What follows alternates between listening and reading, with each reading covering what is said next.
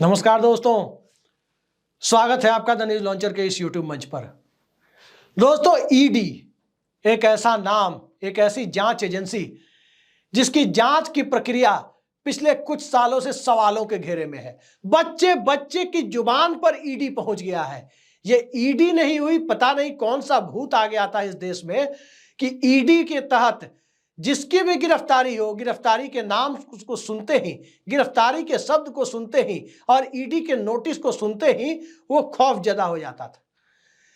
दरअसल ईडी के तहत यानी इन्फोर्समेंट डायरेक्टरेट, प्रवर्तन निदेशालय, जो मनी लॉन्ड्रिंग के मामलों की जांच करता है, उसे कुछ इतने अधिकार मौजूदा दौर में दे दिए गए हैं और उस अधिकार को जब सीधे सीधे भारतीय संविधान के तहत नागरिक स्वतंत्रता के अधिकार, जीवन जीने के मौलिक अधिकार से जब टकराता हुआ बनाया गया, सीधे सीधे मूलभूत अधिकार से वंचित करने वाले कानून जब उसमें बनाए गए, उसके बाद से ही दरअसल ये सवालों के घेरे में आया। और ईडी जब सवालों के घेरे में आया तो स्वाभाविक है कि न्यायिक समीक्षा होनी थी। एक बार न्यायालय ने पीएमएलए के सेक्शन 45 को, जिसके तहत इस तरह की गिरफ्तारियां होती है और अंतहीन समय तक जमानत का विरोध कर किसी भी व्यक्ति को जेल में रखा जा सकता है, उसे खारिज भी कर दिया था। लेकिन दोबारा सरकार उसे लेकर आ गई और जब दोबारा लेकर आ गई, उसके बाद न्यायालय भी इस पर कोई बड़ी कार्रवाई करने से बचता रहा। सरकार के पक्ष को ही कहीं ना कहीं न्यायालय की तरफ से भी एक मौन सहमति मिलती रही। नतीजा क्या हुआ? नतीजा यह हुआ कि कभी कोई मुख्यमंत्री जेल में तो कभी कोई मुख्यमंत्री जेल में, कभी किसी को नोटिस मिले वो बीजेपी के पाले में, कभी किसी को नोटिस मिले वो बीजेपी के पाले में, कभी किसी को नोटिस मिले तो वो एनडीए गठबंधन के पाले में। यह खेल पूरे देश में चल रहा था और ये अभी भी चल रहा है। अभी भी दिल्ली के मुख्यमंत्री अरविंद केजरीवाल तिहाड़ जेल के अंदर है। उनके ऊपर आरोपों की पुष्टि करने लायक दस्तावेज ईडी के पास है या नहीं है, ये कोई नहीं जानता।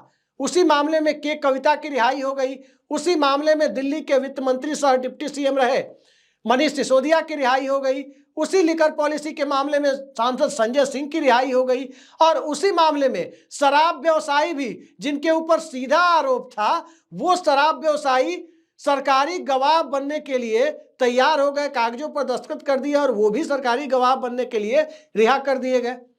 सुप्रीम कोर्ट में justice B R Gavai, justice Prashant Kumar Mishra और जस्टिस केटी विश्वनाथन की पीठ ने इस प्रक्रिया पर सवाल उठा दिए कि भाई, जिस व्यक्ति को जेल में होना चाहिए, जिस व्यक्ति को इस मामले का मुख्य आरोपी होना चाहिए और उसके बाद तय हो कि ये जेल में रहने लायक है या बाहर रहने लायक है, वो कैसे सरकारी गवाह बन गया?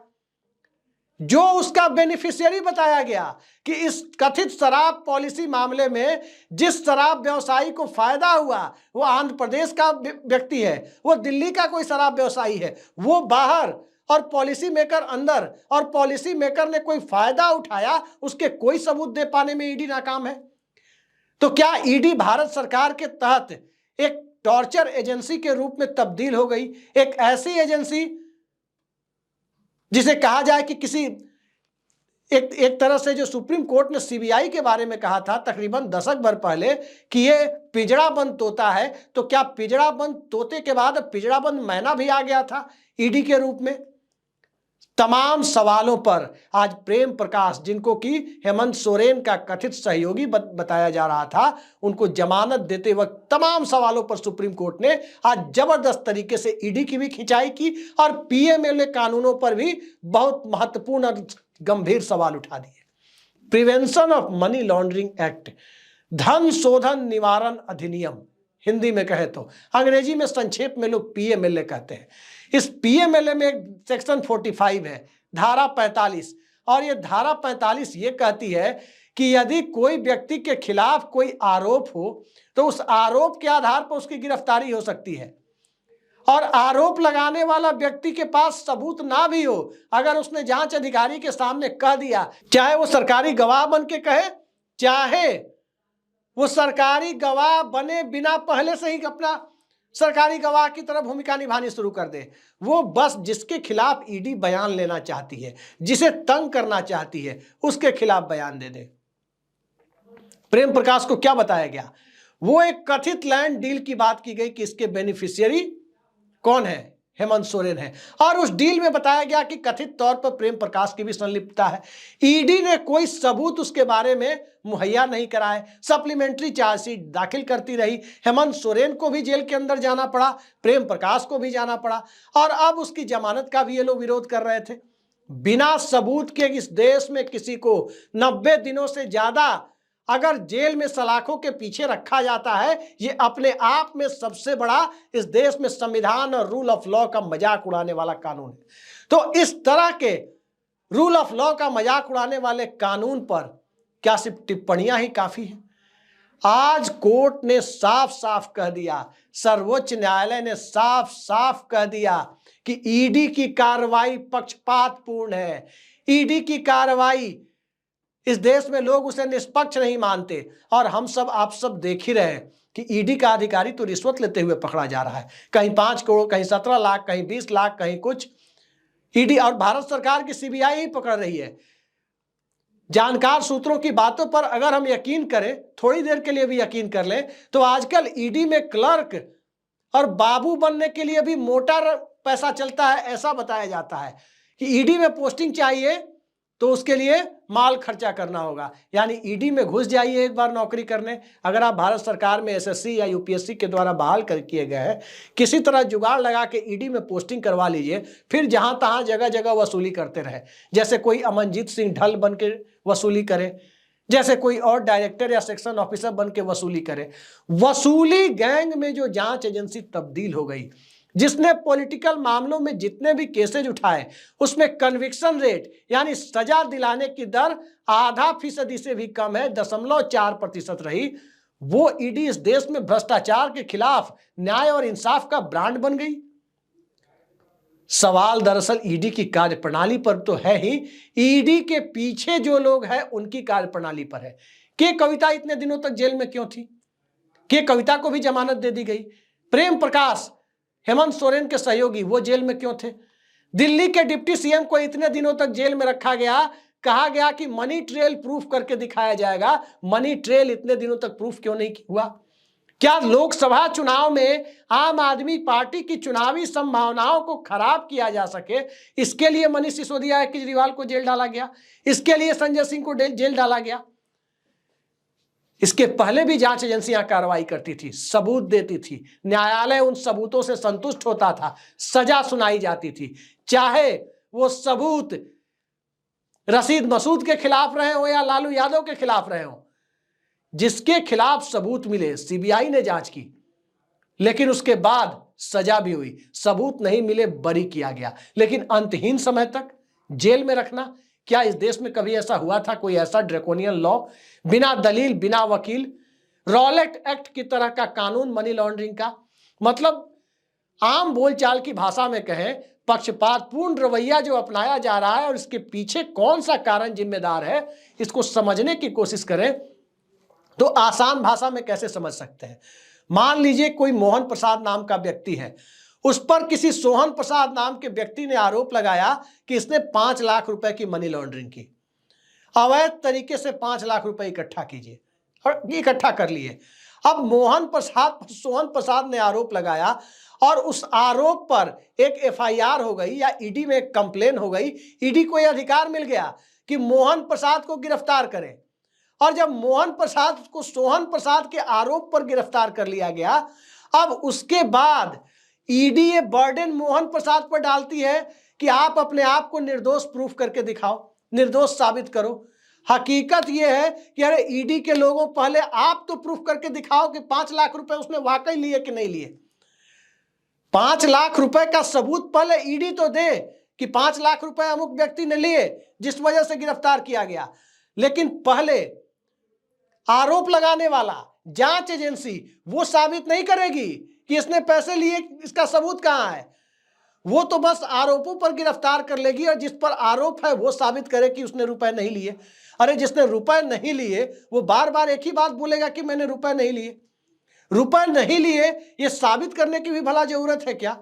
रुपए नहीं लिए, रुपए लिए होते और उस रुपए का सबूत अगर किसी के पास होता, उसके खिलाफ उसकी दलील हो सकती थी कि मैंने रुपए नहीं लिए, फैब्रिकेटेड है, जाली है, ये है, वो है। लेकिन ये कानून दरअसल पीएमएलए का जो कानून है, वो ये कहता है कि आरोप लगाने वाला आरोप लगा के निकल जाए, ईडी अपनी कार्रवाई शुरू करके उस व्यक्ति को गिरफ्तार कर ले और जिसको गिरफ्तार करे वो प्रूफ करे अपने आप को कि वो निर्दोष है। ईडी कोई सबूत पेश नहीं करे, बस आरोपों के आधार पर गिरफ्तार कर ले। यही कानून है पीएमएलए, और इसी कानून के ऊपर इस देश में रॉलेट एक्ट जैसा माहौल बनाने की बातें की जाती है। जैसे रॉलेट एक्ट में 1919 के दौर में बिना दलील बिना वकील, कोई दलील नहीं सुनी जाएगी, कोई वकील नहीं, पकड़ के अंदर कर दिया तो अंदर।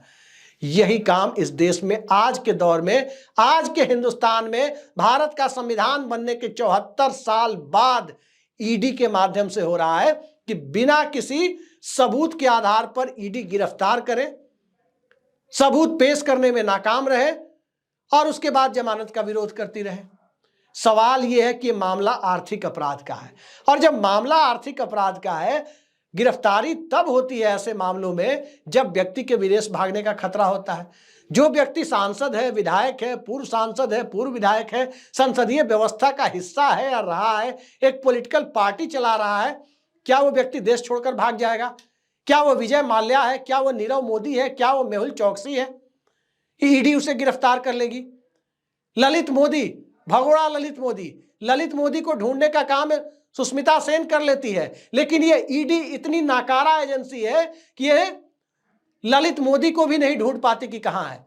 उससे बेहतर है सुष्मिता सेन को ही ईडी का डायरेक्टर बना दो, वही ललित मोदी को ढूंढ के ले आएंगी।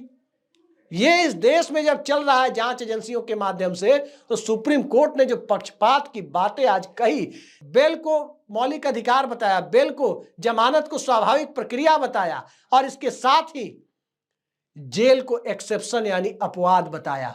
लेकिन क्या अपवाद ही ईडी के मामले में मूलभूत नियम है? क्या अपवाद ही ईडी का मूल धर्म है? न्याय प्रक्रिया का हिस्सा अपवाद ही है? इन सारे सवालों के ऊपर सबसे बड़ा सवाल जब आज सुप्रीम कोर्ट ने खड़ा किया, तो लोगों के मन में एक सवाल जरूर उठता है कि कहीं ऐसा तो नहीं कि जैसे राहुल गांधी को, सोनिया गांधी को नेशनल हेराल्ड में तंग किया गया, जैसे उद्धव ठाकरे, शरद पवार को तंग किया गया, जैसे अरविंद केजरीवाल, हेमंत सोरेन, सिसोदिया और संजय सिंह को तंग किया गया, जैसे के कविता को तंग किया गया, जैसे डीएमके के मंत्रियों को तंग किया गया, जैसे अभिषेक बनर्जी को तंग किया गया, कहीं ऐसा तो नहीं कि सत्ता में बैठे हुए लोगों को यह डर व्याप्त हो गया हो कि सत्ता जाने के बाद जो लोग ईडी के द्वारा सताए गए हैं, अब ईडी का दुरुपयोग जो नई पार्टी केंद्र में आएगी वो इससे दोगुनी रफ्तार से करेगी। अगर मनीष सिसोदिया 2 साल जेल रहे, तो अगर केंद्र में सरकार बदलेगी तो मनीष सिसोदिया उसके बदले किसी को 5 साल जेल रखेंगे। ये डर तो नहीं है कि ईडी के मामले में इस तरह से सरकार विड्रॉ होने की कोशिश कर रही है, या न्यायपालिका ईडी के मामलों पर अब जाकर जो टिप्पणी कर रही है? एक सवाल और असहमति की आवाज न्यायपालिका से जरूर उठती है कि जब नरेंद्र मोदी प्रचंड बहुमत में थे, जब नरेंद्र मोदी अकेले दम बहुमत में थे, गठबंधन की सरकार नहीं आई थी, उस वक्त इस तरह की बातें क्यों नहीं? उस वक्त जमानत क्यों नहीं मिली?